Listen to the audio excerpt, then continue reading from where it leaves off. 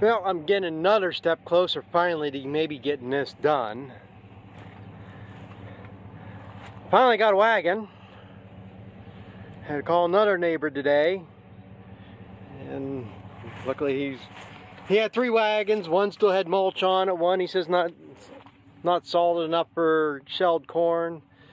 He didn't think I could pick in this one because he put these extensions on it. Well, that ain't extensions. He said he couldn't pick corn with a picker in this wagon, but he had it for when he shelled corn with his combine. An old gleaner.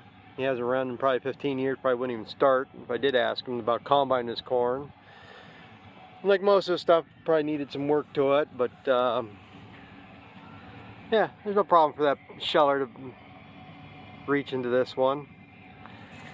And check the door, make sure that was loose. Get some oil on that and grease the running gear up. But yeah, I was planning on doing this. Is Sunday. I was planning on trying this Thursday. And the neighbor that told me he had wagons that I could use, he said he had 2. One was on its side though. They were upside down, depending on when you talk to him. No big deal. He's got 1. I just need 1. That's all I care. Yeah, it'd be nice to have 3 or 4 and go ahead and load them up, just get it off the field. But I need 1 to run. So I talked to him the other day. Yeah, it's up such and such. He checked the tires. Well, I don't know what he was checking, what he did. Because I go up there. Yeah, the other wagon's upside down. But you can see how these gravity wagons are. This is empty space here because everything slides, so it slides this way. The other wagon was upside down, tucked underneath this onto the running gear here. I couldn't get the other wagon out of there if I wanted to. You know, if you knew that, why you didn't take it off or move it?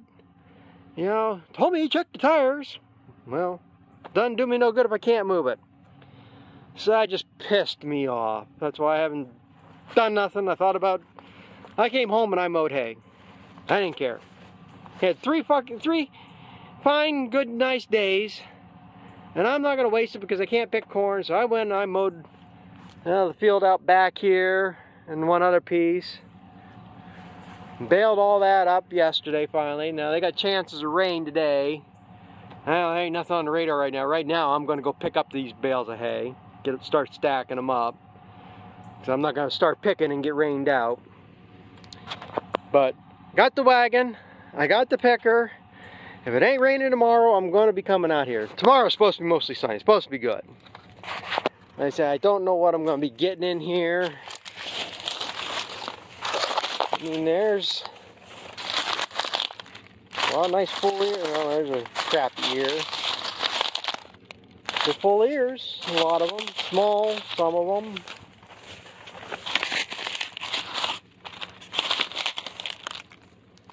But it's definitely worth coming after. Now, like I say, you get out here on the outside row.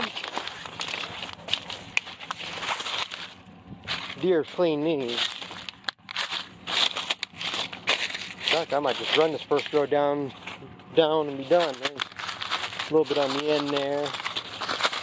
Yeah, there ain't nothing on that row. I might just wipe this one right out from the start. Just run it down. Yeah, there's an ear there.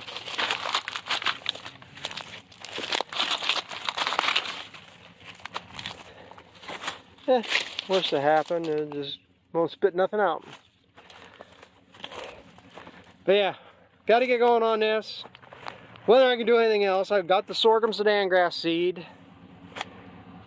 So I'd like to be plowing this. But like I say, if something doesn't change, I'm running out of time, running out of money and everything. So that's why I'm hoping I can get a load of this off and maybe exchange it for feed and save that money. But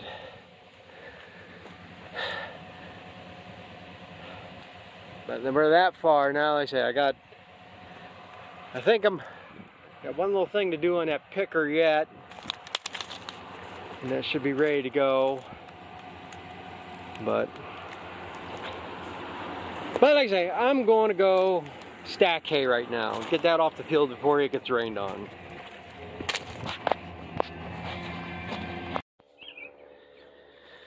Yeah, I'm just taking a few minutes to work on this. I went and picked up some hay, got one load picked up, and then it started raining. Sprinkling, I should say. We really haven't got much rain, just enough to get everything wet. I mean, you can see raindrops hanging there. According to radar, south of us, I mean, there is a pretty good band running from the west to the east, but it seems to be staying south of us. We're right on the edge. So I don't think we're going to get enough to hurt anything, but it's enough. The hay being wet, I can't stack it.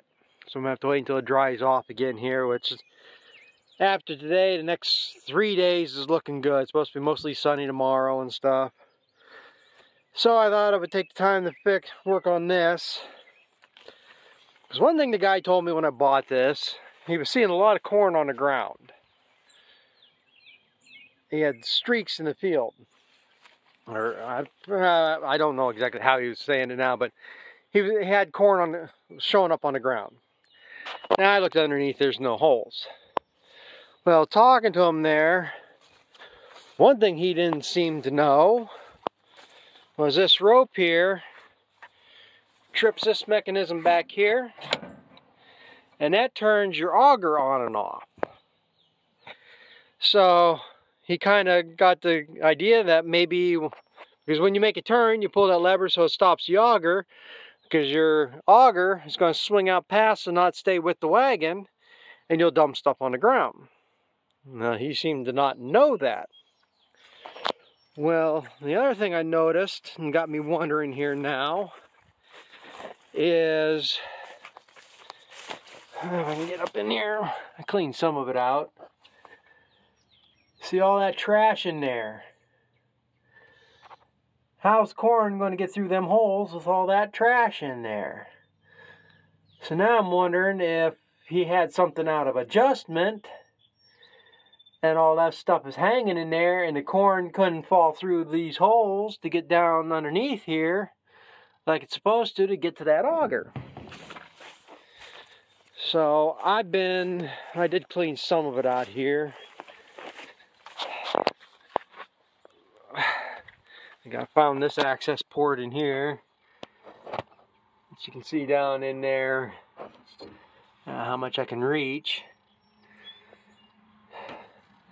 Like I said, I tried looking in the books, got somewhat figured out. Like I said, I've never used this before, anything like this before.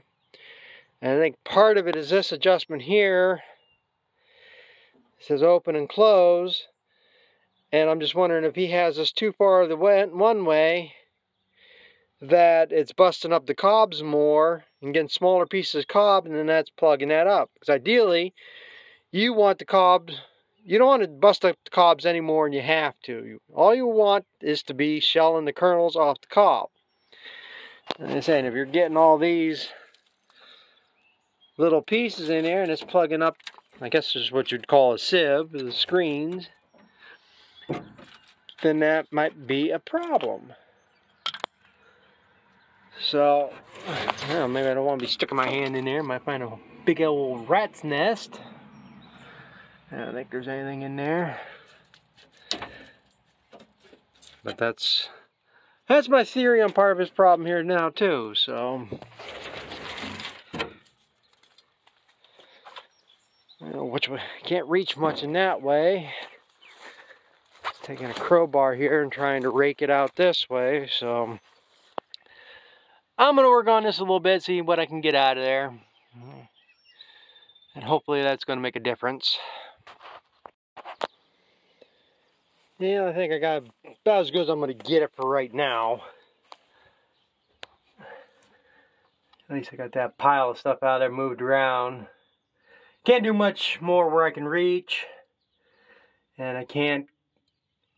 Crowbar ain't really the best thing to hook with.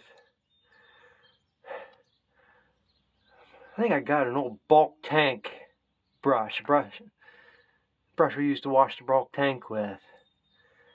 It's got a long handle. I bet if I got that, I can sweep a bunch of this stuff out of here yet. Let's see if I can find that. But that is pretty much, should be good enough for now, because like I said, there's going to be a lot of stuff going through there. But if a third of them screens are plugged up in there, of course the corn's not going to fall through, and it will just keep bouncing off out the back. You know, it's going to cut down on the capacity. So the only thing I can't figure out what this lever is, what this adjustment here is. I'm not sure what that moves or what that turns. I mean, it's...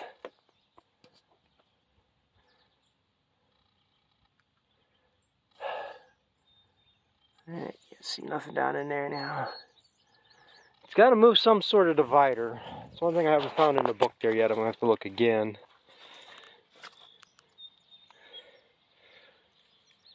It also might, I bet I know what that is.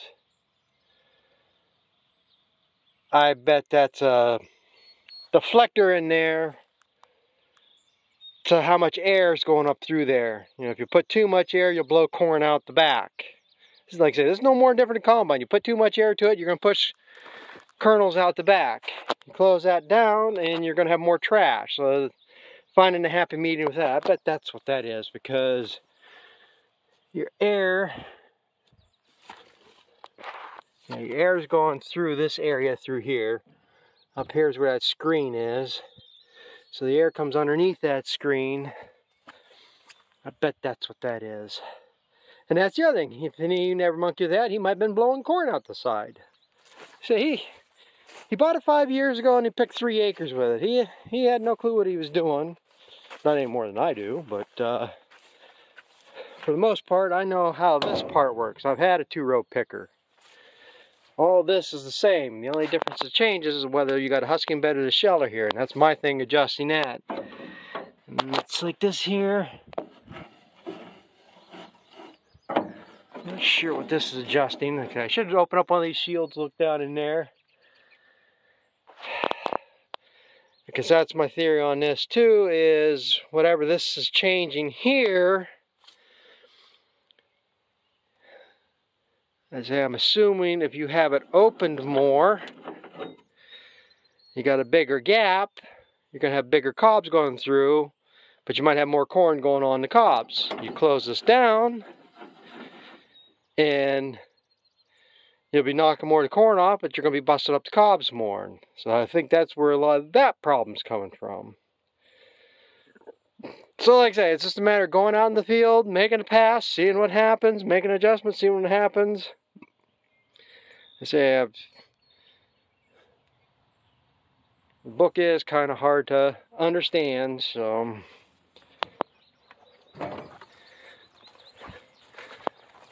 but I guess there really ain't much more I'm going to do on this right now. I think I got everything pretty much figured out what I want. Like I said, I got a wagon now. The thing I got to do is, there's supposed to be a string on that to deflect that down to hit your wagon. And I gotta put that on here, but I have to have the wagon underneath it so I can reach that. So, as far as I know, this is going to be a go for tomorrow. So, thanks for watching, and we'll see what happens then. Catch up with you later.